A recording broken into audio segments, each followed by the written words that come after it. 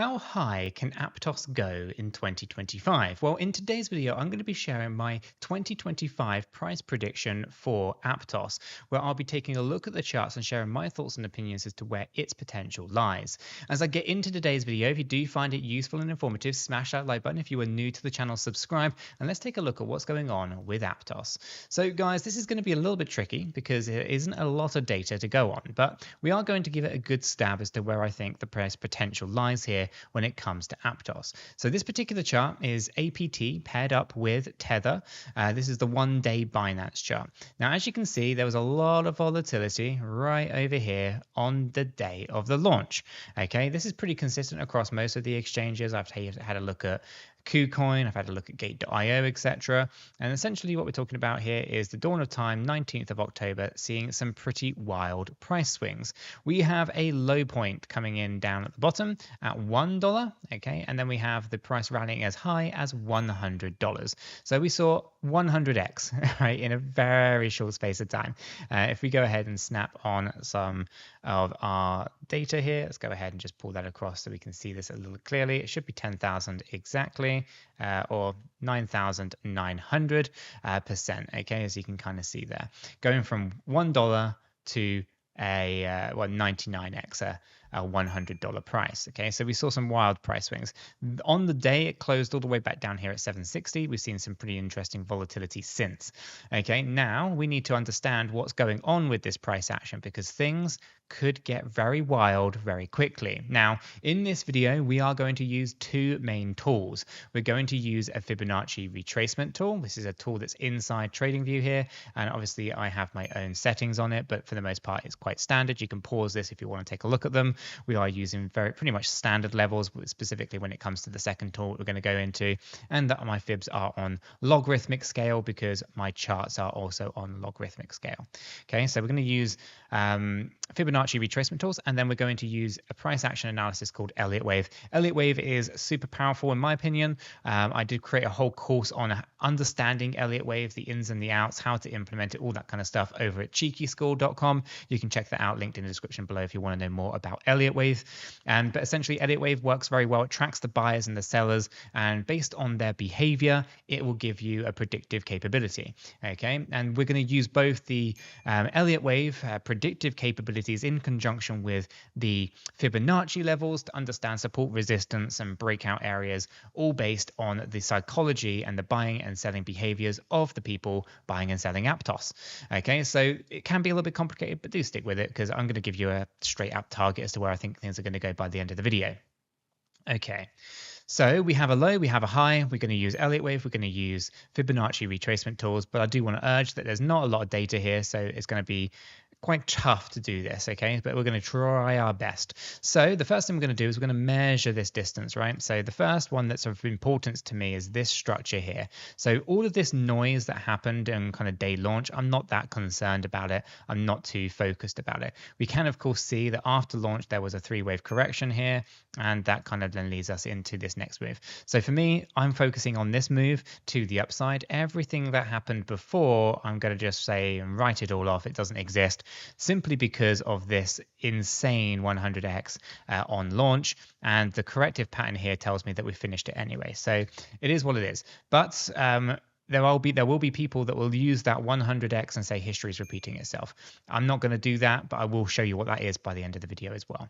So anyway, we're going to measure this distance. This distance is important because here we can see a swing low. That swing low coming in at $3.07. Okay, we have this pullback where we bottomed out over here in October of 2023. This is pretty much a standard collapsed area for most of the altcoins. So that was basically October 2023. Not all, but most were in there. So you have this pullback here. Then, of course, we have this rally. This rally, though, is lower than the previous swing high. So we have this one, okay, and then we have this one. Okay, this is like a double top situation. They got very close to each other, but this one over here, okay, is lower than the one that we had originally. That means that we never finished our correction.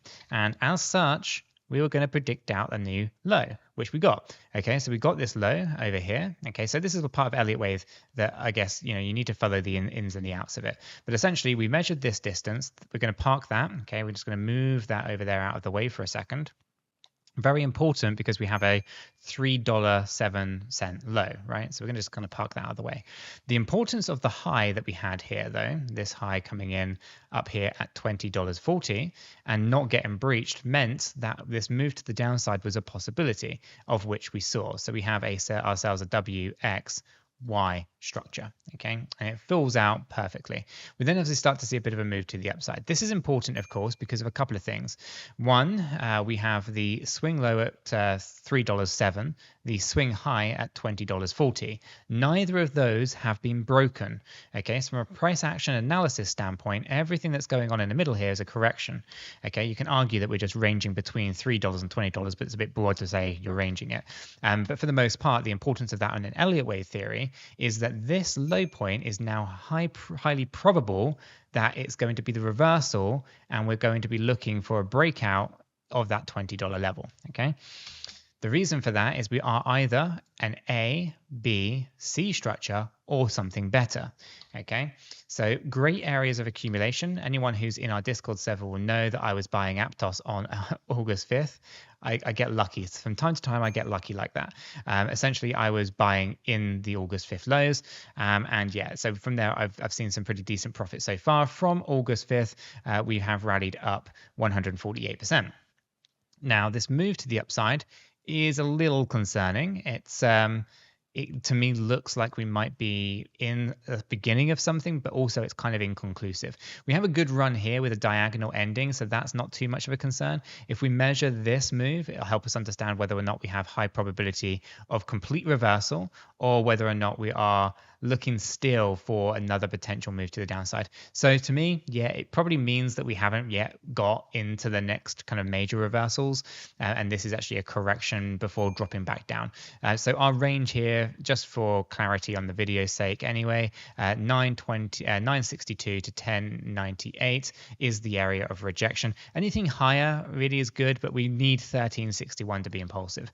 1361 will be the indication of a reversal. That would be more in line with the idea that we are wave 1, 2, up here for 13 something, down and so forth, right? That's kind of what you'd hope for. Instead, what we're actually in the middle of at the moment is more of a 3-wave pattern like so, and therefore it's still possible for us to correct down here and still be inside this Y wave, meaning that we still have more to the downside. So for that, we should use that as our premise for this video.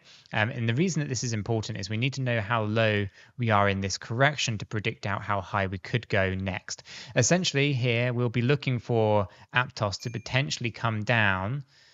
We have hit minimum expectation already, but 448 to basically 317, but we can refine that with this next move coming in from the August 5th lows into this one over here. We would be looking for potentially for actually, where is that going to be? Down there, so I'm going to go ahead and do that. $2. So it's going to be on the real bearish side, so we don't really want that. We do want to kind of be thinking about those more bigger bullish moves, but you know, until we kind of see that kind of come to fruition, I'm going to assume that we have another correction here, but it might just be, you know, a pit stop before moving up. I will, for the purpose of today's video, use our existing swing low to be predictive for the next move. Okay, so I know that's a little bit complicated, but it's very important that we do that because we have a very impulsive move here from the 307 to $20. It was very, very impulsive, so I do want to think of that as a wave 1, and this is a deep correction, which would typically be a wave 2, meaning that we look for a wave 3 and 4 and 5.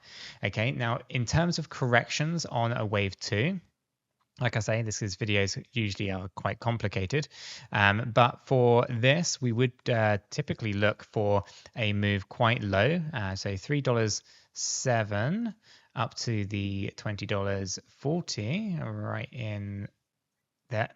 If you can snap it to it, which I'm going to zoom in and do, so we snap it there, and we would look for a correction, okay, and it would fall between the 50 and 88.2%. This is typically where a wave 2 would go, and you can see that we're basically, every time you come into this area, it's the golden pocket of accumulation. Okay, so for Aptos, we are going to be looking at this move from 307 to $20.40. We move that over to our swing low over here, right? If I zoom in, we have that swing low coming in at 432. So I'll move the fibs over to 432, and I will try and get that exactly on the nose. There we go. Okay, and if I zoom out of that, it then shows us that there's a 1-to-1 chance at $28.77 and a 1-to-1236 chance at $45. Okay, so under the kind of idea that you have an A, B, C structure for the next bullish market, you would be looking for $28.77 on the low side and $45 on the high side. Now, from a percentage standpoint, that would put us from our low at 432 to that $28 range being 566%. $45 puts us at 936%.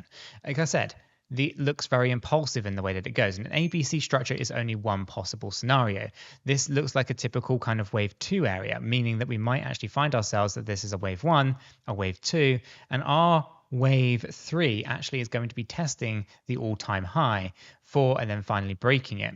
Okay, so 1.618, okay, which is our impulsive trigger point for a wave 3, comes in here, and it would be a look at above, probably there or thereabouts. I'm going to draw a little yellow box in on the low side of 92.81. Okay, so 92.81 would be where you would look for basically that impulsive trigger point. It would be where you would kind of classify basically Aptos's price action being impulsive to a point where it triggers the next kind of level for Aptos. Okay, so if I remove that off and zoom out of here, we could then start to see that the making of something really, really powerful. Of course, if we were to see a 1.618, we are going to be talking about that price action going up 8,878%. And if you can breach it, you probably talk about moving this a little bit more. So actually, it would be, sorry, not 8,000, it would be 2,000%, and then upwards to around 2,500% to kind of get into that 1.618 and into the level 3 for the wave 3. So look, to be honest, I think it's good to have conservative targets and moonshot targets. So anywhere between $28.76 to $45, I think is a high probability. And of course, we want to hold on to it a little bit just in case we do go impulsive, which would put us at $92.81, I think it was approximately. Okay, and of course, we'll then look for that next kind of move to the upside into new all-time highs. So you can see there's potential here. I think it's good to be conservative and always kind of hold on to a small amount just in case things do carry on. But for the most part, my price prediction for Aptos in 2025 on the conservative side would be $28 to $45. And of course, these are just my thoughts and opinions on the data in the charts as I see it. What do you think? Let me know in the comments down below, or join us in our free Discord server and let us know down there. If you found this video helpful, don't forget to hit that like button. If you are new here, make sure to subscribe and ring that bell so you never miss another update. And if you haven't done so already, check this video out right here. It's not one that you're going to want to miss.